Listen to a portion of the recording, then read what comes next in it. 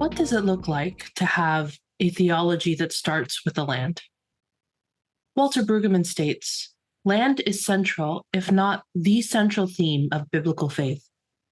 Land functions as a prism through which all other aspects of Israel's faith can be seen. Outside of indigenous peoples, this is not something us in the West inherently pick up or understand well, as many of us have broken relationships to the land. In Scripture, this disconnection happened at the start. We have been broken from the land since the beginning. In the story of creation, Adam and Eve were placed in the garden, planted by the Creator, where they had everything that they needed. The land bore fruit without effort, and it was easy to have what you needed to survive and more. There was harmony, not just with our relationship to the Creator, but there was harmony with our relationship to the land. But the need to have what they did not already possess, beyond what was needed to live and thrive, led to Adam's curse, to be disconnected from the land that he once knew in harmony. In the Eden narrative in Genesis, after Adam eats from the tree of knowledge of good and evil, the Lord declares a curse between Adam and his relationship to the land, and even curses the ground itself. As a result, Adam is doomed to toil, to work in pain and in grief, to be able to eat and survive in the land. As a side note, I have always had tension in the creation narrative with why God would forbid one tree out of all of the plants that bear fruit for Adam and Eve to eat. Everything else was available to them, even the tree of life. It was only the tree of the knowledge of good and evil that was off limits. If all other vegetation was acceptable, I couldn't understand why God would allow something that was not. Why would God allow this banned tree to exist? Why provide this test and space for temptation in the first place? And also, what is truly so terrible about the knowledge of good and evil? While preparing for this message, I began to see the story in a new light. When reflecting on the framework of land and possession in Scripture, you can't go far without recognizing the importance of land inheritance and possession in Hebrew law. One example lies in Deuteronomy 19:14. It says, "You must not move your neighbor's boundary marker, set up by former generations, on the property that will be allotted to you in the land that the Lord your God is giving you to possess." Later in Deuteronomy, it even says a person will be cursed if they move a neighbor's boundary marker or steal the land that supports their neighbor's livelihood just to increase their own territory. In the prophetic book Micah, Israel is warned of the ways that they have violated or rebelled against God's law and are in danger of God's judgment.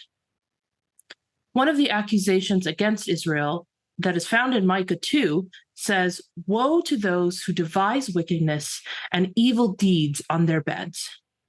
When the morning dawns, they perform it because it is in their power.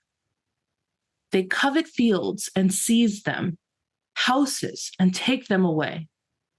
They oppress householder and house, people and their inheritance."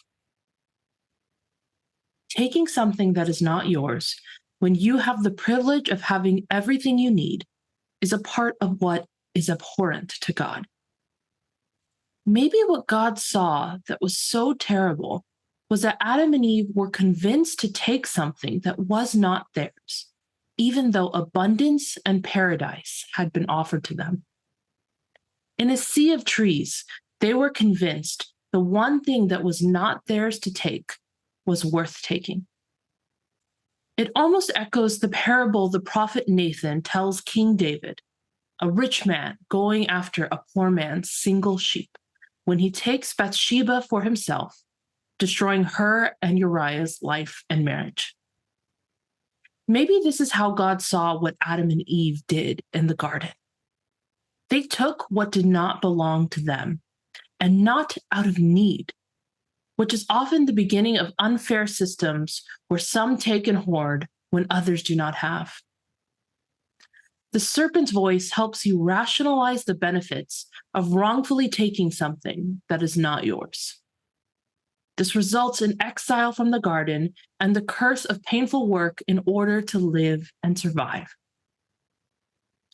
In Genesis 4, after leaving the garden in exile, Adam and Eve conceived two sons named Cain and Abel. The text tells us that Cain was a tiller of the ground, while his brother Abel was a keeper of sheep. Part of Cain's inheritance is a vocation rooted in his father's curse to toil from the ground for food. As the tiller or farmer, Cain's job fulfills his father's punishment. Cain is the firstborn, whose name can be interpreted in Hebrew to some as ownership or even possession. To the intended audience of this Genesis narrative, his role as firstborn would come with an inherent sense of duty, inheritance, and even an entitlement to favor. When it comes time to provide an offering to the Lord, Abel brings the firstborn of his flock and their best portions. Offering the first portions is a symbol that everything belongs to God. Abel acknowledges that all he has belongs to the Creator, and he is only a steward. Though Cain brings an offering, the text does not say that it was his first portions or first fruits. As a result, the Lord has favor on Abel alone. As firstborn, Cain might have felt shame from not receiving the Lord's favor. Though he could have earned it himself, it might have been perceived as a rejection or a slight, since he was the eldest son. Or maybe Cain felt entitled to the first and best fruits, since he is the one who has labored. To him, it belongs only to him and not to God. Abel seemed to have a different approach, and as a result, he gained the favor that Cain expected to have. This invokes Cain's anger, jealousy, and greed. So what does Cain do? In outrage, he takes what is not his. He does not honor God as creator, owner, and sustainer of the land. He does not rectify his offering by bringing the first fruits. Instead, he takes his brother to the field and murders him. When the Lord confronts Cain and asks where Abel is, Cain responds, "I don't know. Am I my brother's keeper?"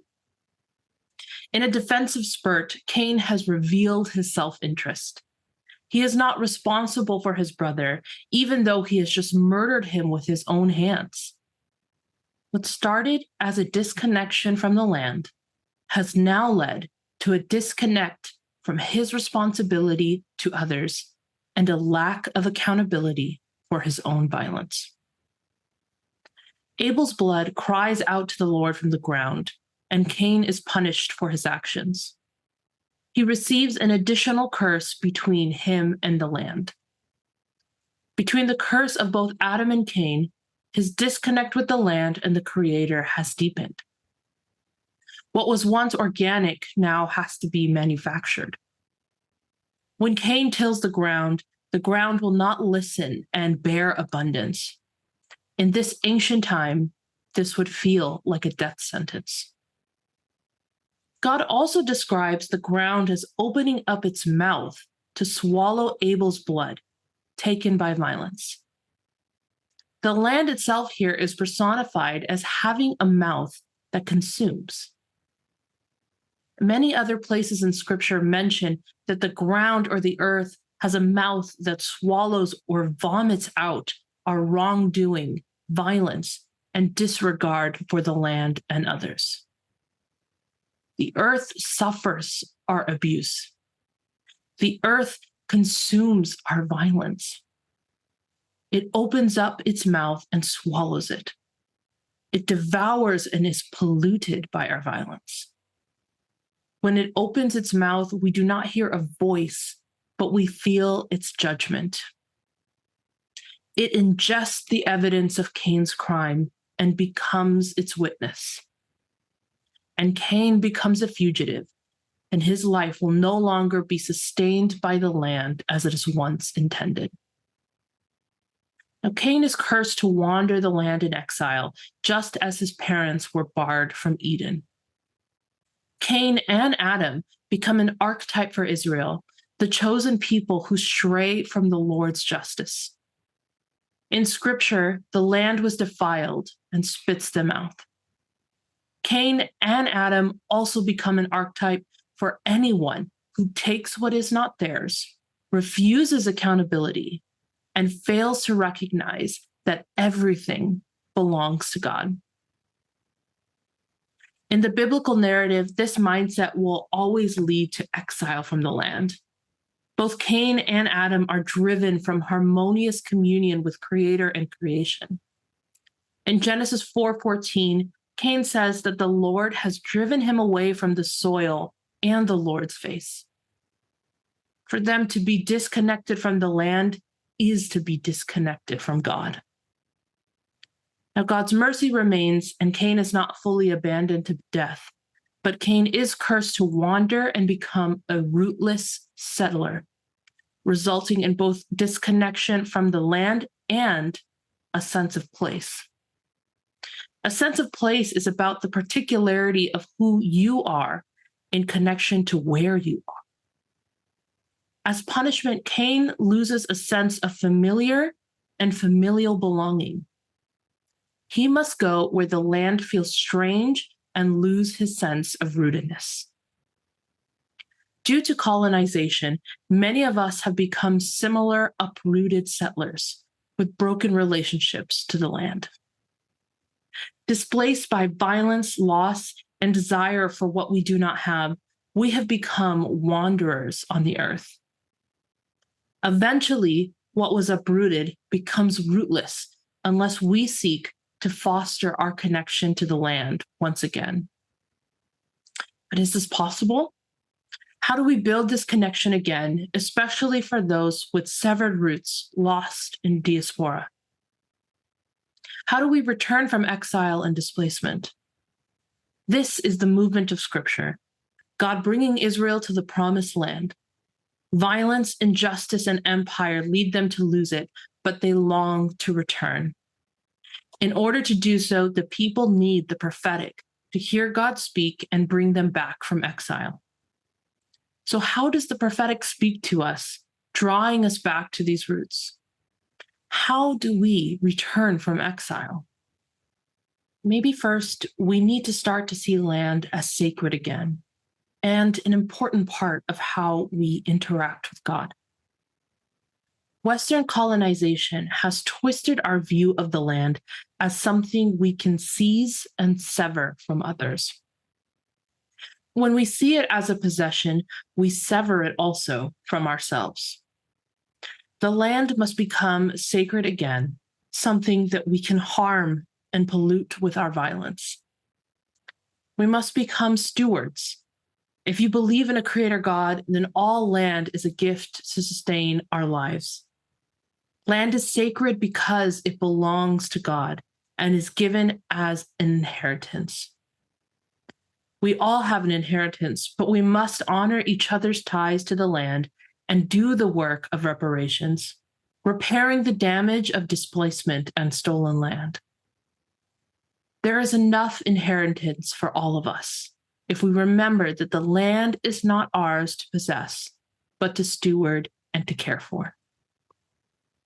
God's law and justice would agree that we need to make sure that each person and group is allowed their inheritance so they can ensure the next generation's survival. That all should have a right to some particular land, place, or roots. This means that access to home, land, and reparations are not just political or cultural problems, but theological ones. For us, a housing crisis is a theological crisis. Decolonizing our traditions and systems is our connection to God and the land in action. All of this is a theology that starts with the land, which we need to teach us that all land is sacred, shared, and meant to sustain us all. All this has taught me the importance of building a theology that starts with the land. That it's okay and it's human too to root our identity in the land. Growing up in the evangelical church, I was taught over and over again that the land wasn't important. That's all that really mattered. When in reality, they still had a promised land. It was just a spiritual and abstract one, an idea of eternity that did not involve the current earth and ground that we live on. This is what the West loves to do, to value abstract knowledge over the lived knowledge of experience. Growing up with this mindset left me callous when it came to stories of land and belonging, especially painful ones of displacement. I understood the pain of exile, but not the longing to have the land back, probably because I had no land roots of my own. Even hearing my husband Raymond's cultural narratives as an Armenian and their struggle and loss of land and country felt antithetical to my faith and the Christian tradition I grew up with. But I have since changed my mind. Now I can see that understanding who we are also involves understanding where we are. Location and land will always be a part of healing, belonging, and home for us as communities. I'm still figuring out what it truly means to have a theology and faith that starts with the land. But as we continue to learn and listen to Indigenous wisdom and the land itself, I know it will be something that can lead us to a hopeful and more expansive future. Thank you.